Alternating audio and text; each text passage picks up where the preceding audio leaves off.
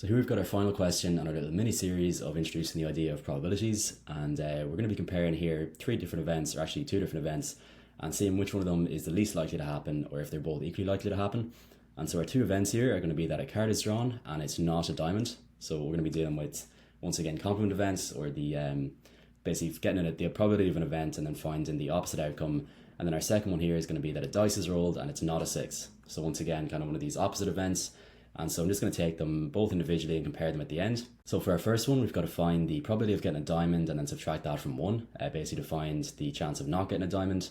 And so if D is diamond here, so just label D for diamond, the chance of this happening is going to be 1 over 4, because there is 4 different possible suits. And so you don't actually have to list all the different cards in the deck, thankfully, but you can just actually list the different suits if you're not sure. So we've got diamond, we've got spades, we've got clubs, and we've got hearts. So as you can see, there's 3 different suits here. So you can label this list S if you wanted to, although it's kind of a bit confusing because there's an S in the list as well. But there's 4 different suits and diamond is one of them. So our chance of getting a diamond is 1/4. But we're actually asked here, what is the chance of not getting a diamond?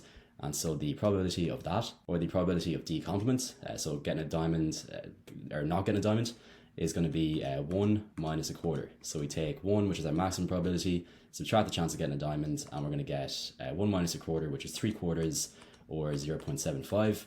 And I think it's easiest for this question to use it as a decimal rather than a fraction, because we're going to be comparing 2 different numbers here, and I think it's easier to compare decimals and fractions generally. So that's going to be it for our first possible event here. So for our second one, we're going to start off by figuring out how likely we are to get a 6 if we roll a dice.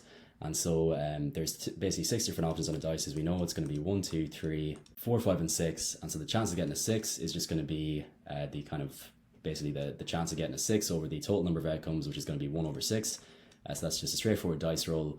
And then to find the probability of not getting a 6 or anything except a 6, we need to take 1 once again and subtract the chance of getting a 6, which is going to be 1/6. And so this is going to be 5/6.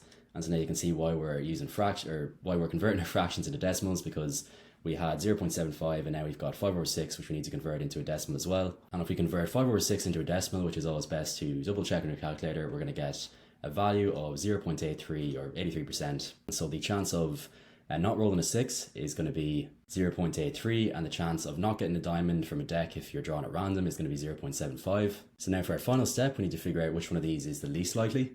And the least likely one is always going to be the lowest number. So we can see here that the lowest of the 2 numbers we have is going to be 0.75, so that is going to be our answer. And another way of stating this would actually be to say that we're more likely to get a diamond if we were to draw a card from a deck at random than we are to roll a 6. But the wording of this question is a bit trickier, so it's better to just kind of stick to finding our actual probabilities here and which one is the least likely, and that is going to be the chance of getting a diamond. So that is going to be it for this question.